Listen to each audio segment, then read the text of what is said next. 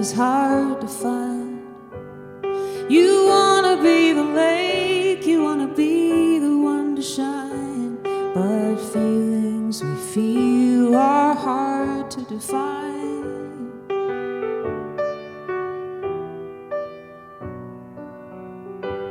I know that love is hard to keep.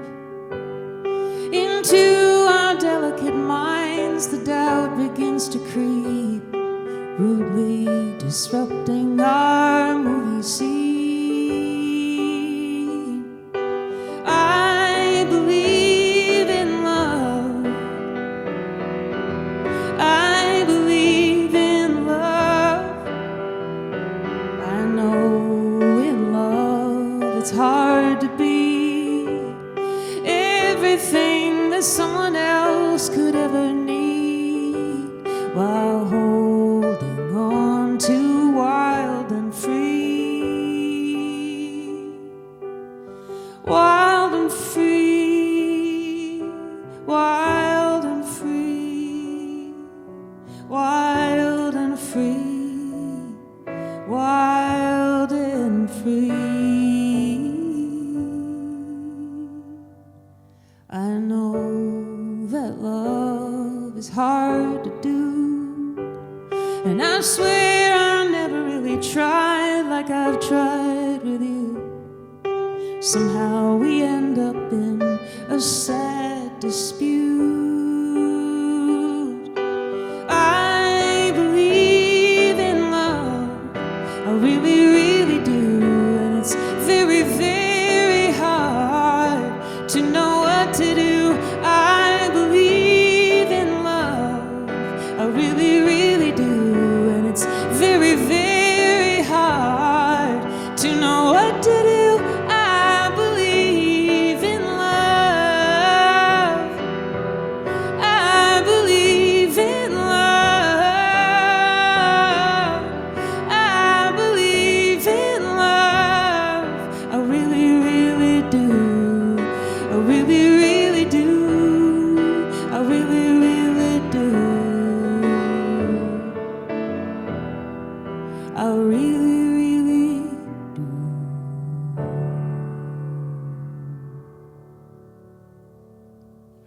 Well, Rose Cousins, what an incredible joy it is. I mean, Be Still My Heart. You're here playing our grand piano in CKUA's Bearish Arts Den, and it's such an incredible, just hearing these songs as you perform them live is amazing. Thank you so much for making some time in your busy road schedule to come join us and steal our hearts like this. Oh man, I'm so grateful to be supported by CKUA as I have my whole career. So it's an honor to be here every time.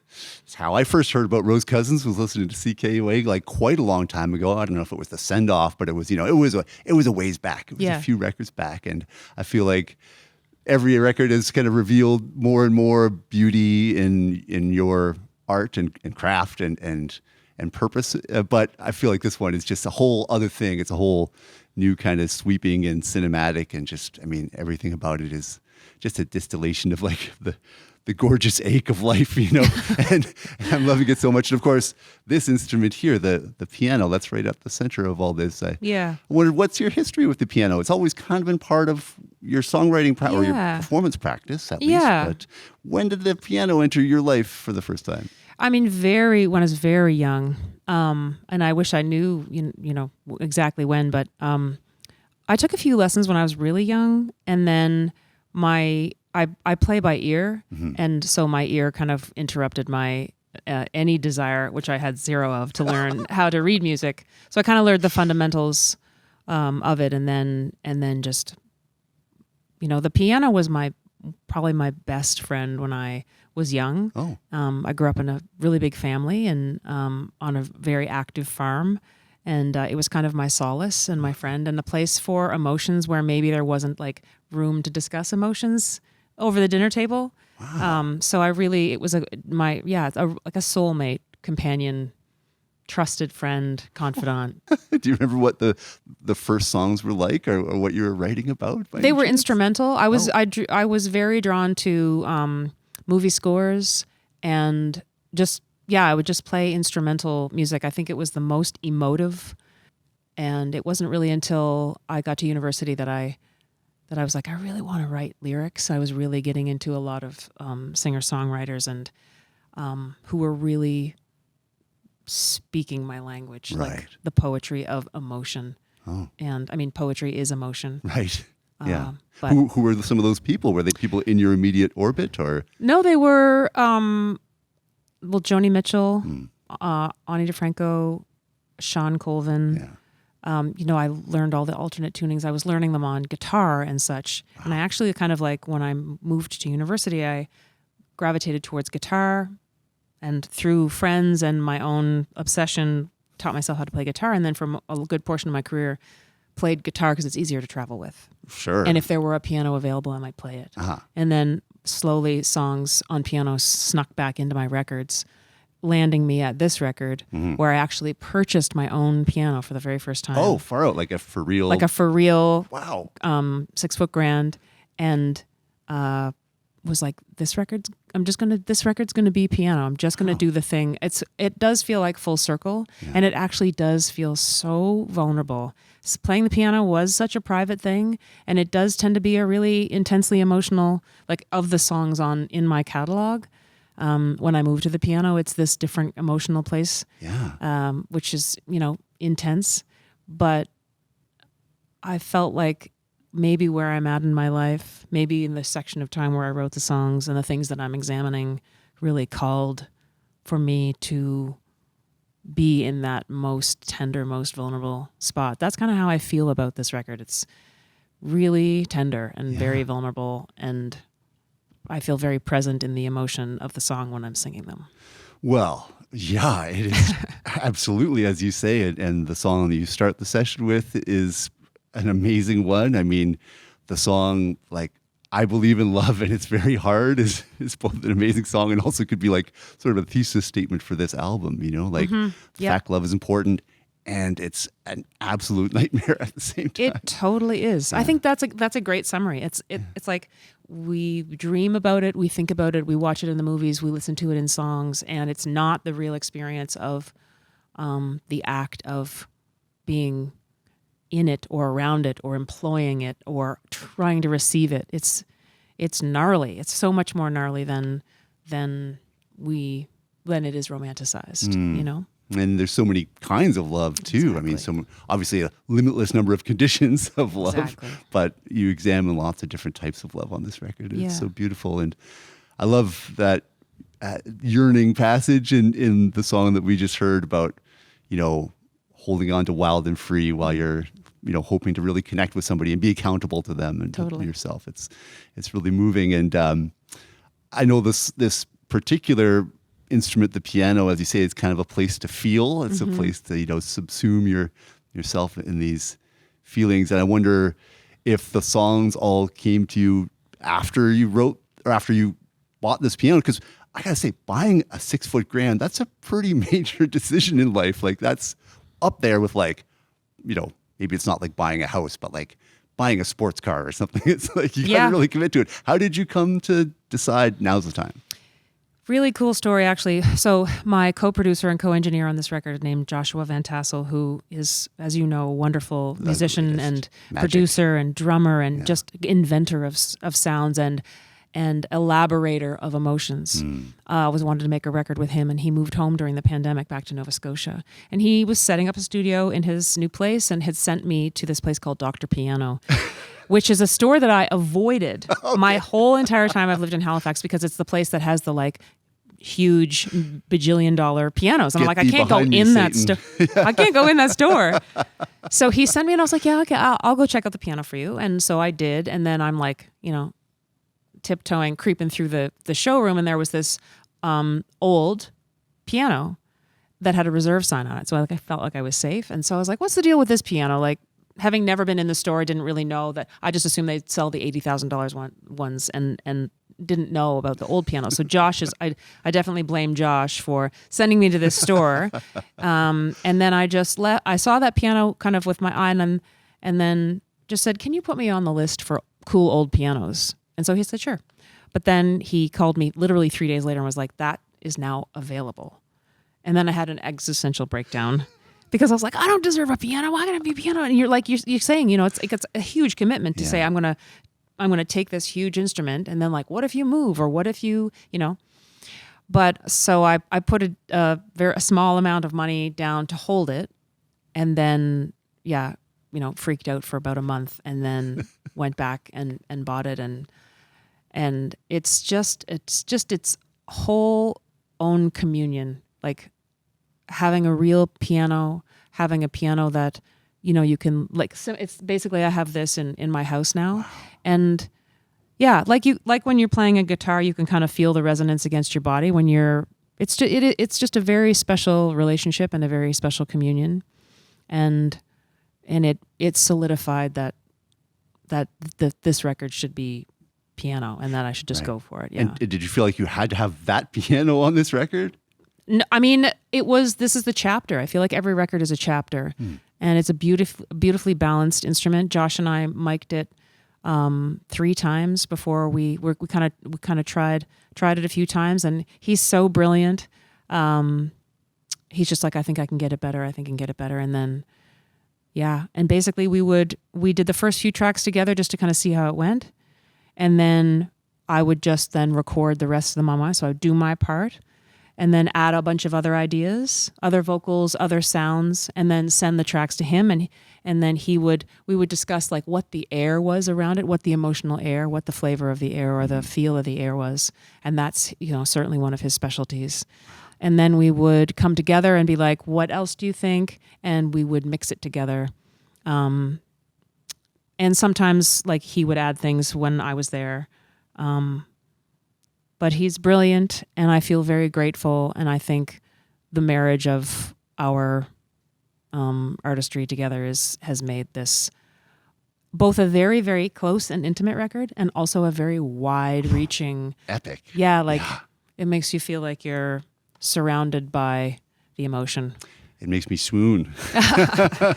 Now, did you record these tracks like at home alone, like solo piano and voice? Yeah. You're like making the record, starting with that, and then sending it off. Bed. Wow. Yeah, the bed is vocal and piano, and then like all by yourself. Like all by myself, yeah. Wow. Except for the first like 3 tracks, we did them together to kind of make sure that. And he got me all set up. Got this beautiful monitoring system. So much so that I've replaced all the microphones the way that. So it's like now I have a replica set of all the microphones and all the ways that, so that I can have that sound. Right. And I think like the environment that he created for me really made me feel like that I was both alone and that I could be, because I think there's a way that, certainly for me, that I sing when I'm by myself. Right. That is different when I'm performing it in front of somebody. So I really wanted to capture that, and I really want to capture that on the tour. Yeah. I really want to be able to be present in the emotion, which calls for like having to hold it together kind of thing. I'll say. And on that topic, there's so many points in this record where, I become misty, to say the very least. And you're going to favor us with this song called Kay's Waltz. And this is a song about a really great musician and a good friend of yours. Legendary Prince Edward Islander as well, Cody Shaison, the late great. And can you tell us a little bit about who Cody was and who he was for you? I mean, Cody was a colleague and a friend, and we spent, not copious amounts of time together, but a lot of time at the same events, or quipping, or we're from the same place, so there's a base of understanding and a comical exchange, repartee. Yeah, sure. And we shared stages. They sang with me. I sang with them. And I met him, I think it was in like 2009 or 10, I remember. And he was a big fan. This was before the East Pointers started. And just a really tender, incredible soul. Yeah. And an unbelievable, ferocious musician. Oh. And great dancer. Great dancer. Step dancer. Just like positive human. But but a human that struggles just like us, and really was working to get his life on track and his mental health on track and his body, and he just got taken suddenly by something that nobody knew was there, and it was so shocking in a way that I had not experienced before. I've lost people in my life, but I think it's because there's so many people knew Cody because so many people saw him on stage and knew of his incredibleness and his electricity. And then I think about him not being in that community anymore, but then I think about the absence that exists with his wife or in his family. And then all of a sudden one of your bandmates is gone. You know, the same thing happened to Vishtan. Yeah. Like within a couple of months. It's like so it's jarring. It kind of creates this like whiplash of irreconcilability.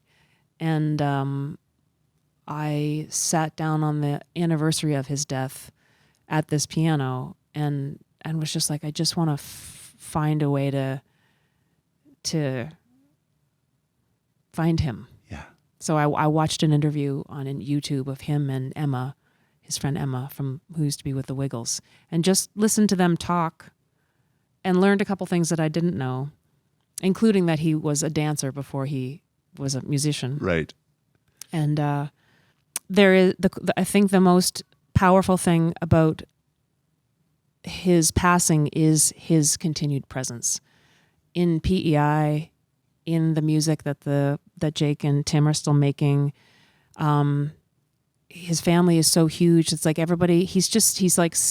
It's amazing to feel his presence in his absence, and I don't think I've had quite that experience as well. So it just felt like an overwhelming, incredible, novel experience of both losing and holding on to somebody while also letting them go.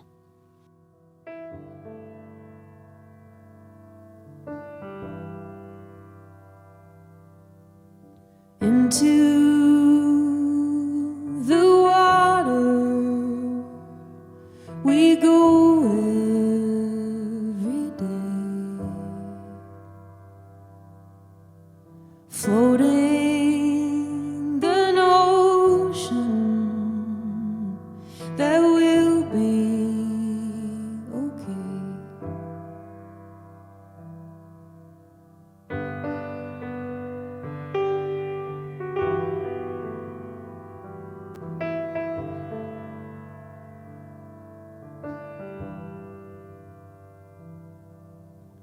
Is it that we both stop and continue to grow?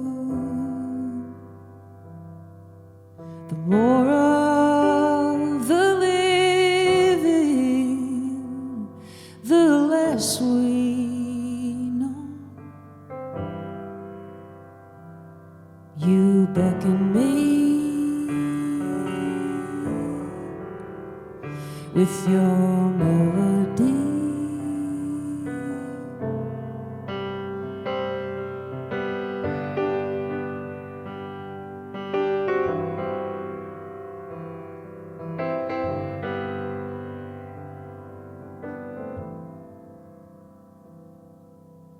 You are the color in every room.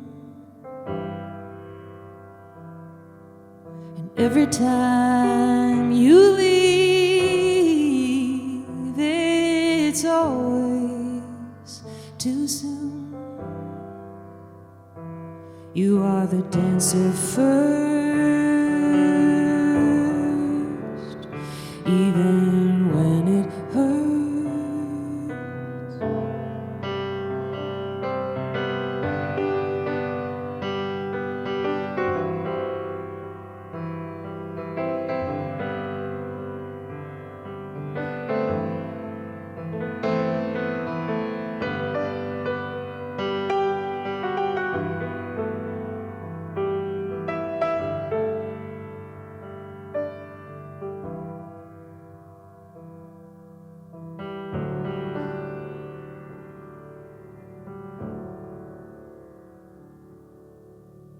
Your heart, it did not give out or give in.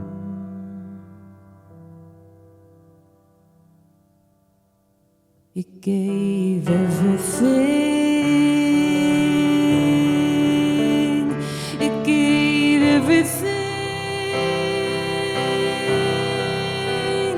It gave everything. It gave everything.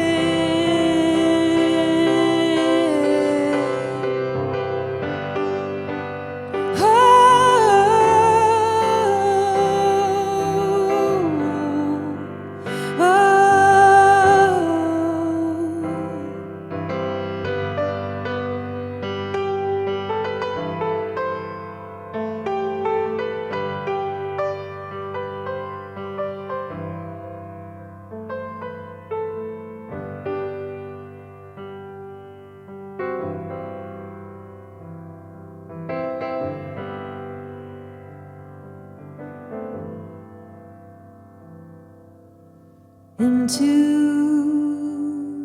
the water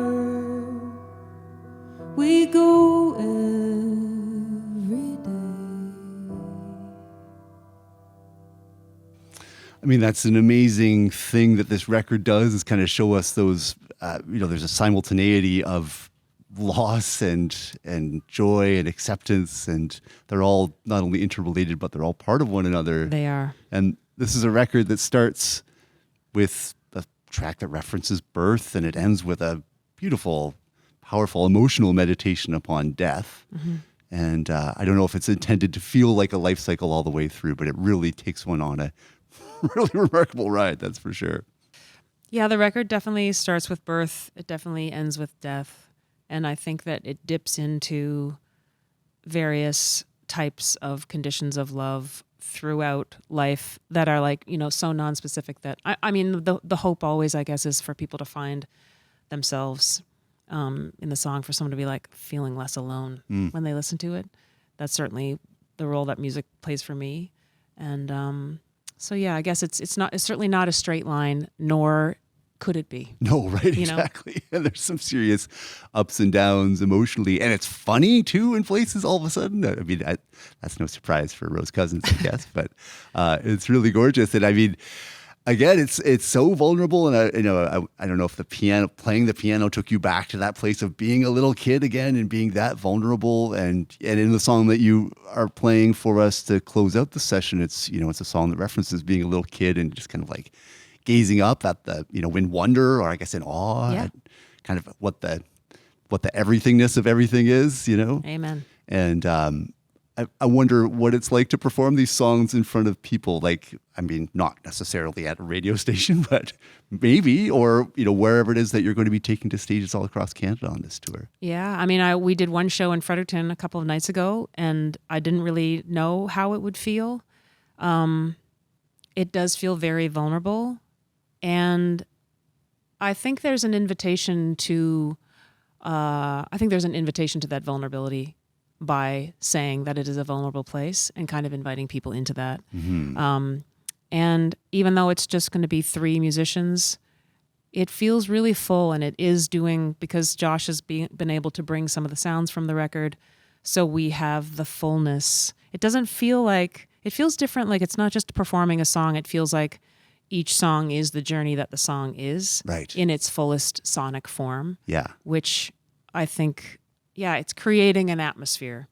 And it tells the story sonically of what the songs are saying, which is amazing. And as you mentioned, the magical Joshua Van Tassel, exactly, like kind of the perfect human, like so open, so creative, killer drummer, and also like amazing ambient musician. Like he's just so many things, and I can see how the two of you being co-producers, and there are a few guests here and there, but effectively it's you and Josh at the heart of this. That's right. Yeah.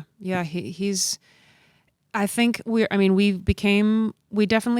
friendship became closer when we recorded Bravado together, and there is a tenderness that he has that can hold my tenderness, whereas I probably keep it hidden, but I do feel very much like I can say I don't know how to do something to Josh, and Josh will show me how to do it. Or I can say, I remember being like, I really want to write I wanted to write a song like I Believe in Love. And he's like, yeah, go do it.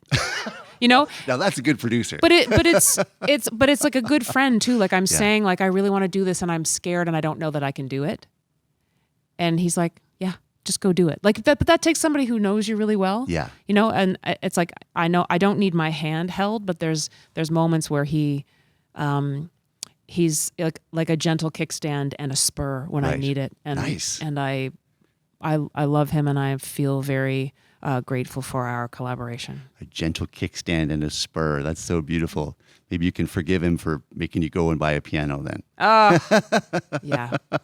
Well, I have a feeling that, you know, it's interesting because one of the buzz cuts of the last album was the benefits of being alone, you know, and then of course something happened after that where that occurred. And how did that period treat you? And did that lead? I mean, a lot of these songs kind of meditate upon big cycles, like growing cycles, you know, plants and flowers and trees, and of course larger life cycles as well. Did you kind of get in touch with the seasons in a whole new way during that very not so busy era? Yeah, the 2020 was like a jolt, and then all of a sudden like a wide open field, and I walked and walked and walked. And it got to 2021. I got a dog in 2020. Oh. I moved houses, and I was walking the dog and like communing with the moon at night during the last night, the last walk of the night. I got to see four springs in the same place. So like seeing the order in which things bloom, learning a few more names of plants and trees that I hadn't before that I've walked by. You know, in my life, I've seen these trees, but didn't compute because my peripheral vision widened for sure during the pandemic, and the stillness was the ingredient that informed absolutely the reflection that these songs come from, and it was definitely painful at the beginning, and in a lot of moments, I would approach a topic and then have to back away because I was like, I can't yet. It's too much. I can't do it. Yeah. But I feel really grateful. I was needing a break and didn't know how I would ever give myself one. So it's a horrible time in the world, and it ended up being a gift to me. Both personal growth, artistic growth, you know, a few upgrades to my tools like the piano. And the dog. No, I mean, honestly, that he's probably the thing that tenderized me the most. Sure. And got you out in the world. Got me out in the world. Yeah, actually meeting more people than I ever would. Wow. Yeah. Levels of vulnerability. Do you want to give the dog a shout out right now? The dog's name is Harrington. Hello, Harrington. Hello, Harrington. What would you say? Good dog? How would you? I would just say he's a good boy.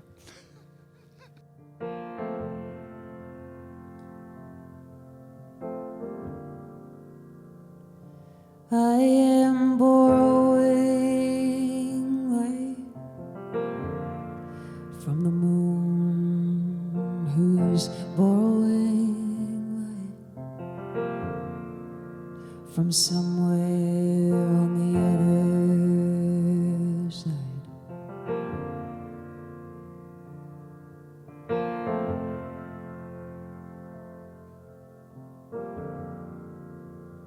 As a child, I prayed, lying on my back on the grass. In the sky, I put my faith, so close and so far away.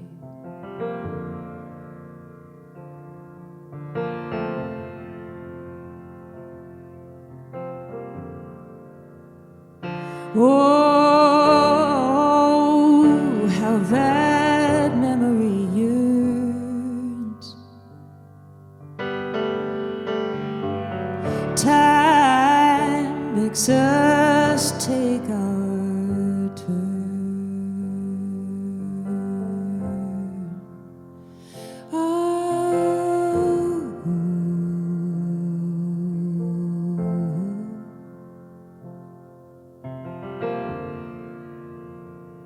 harrow and plow, fingers deep in the softening ground, reveal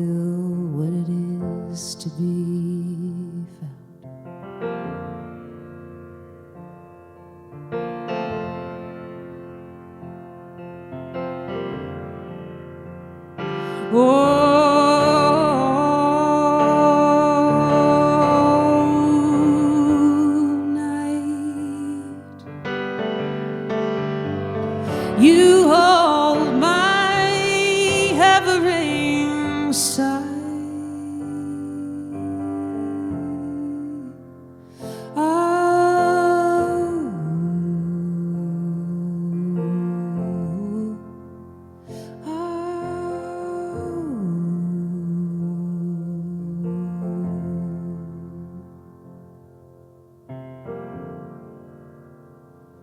I am borrowing light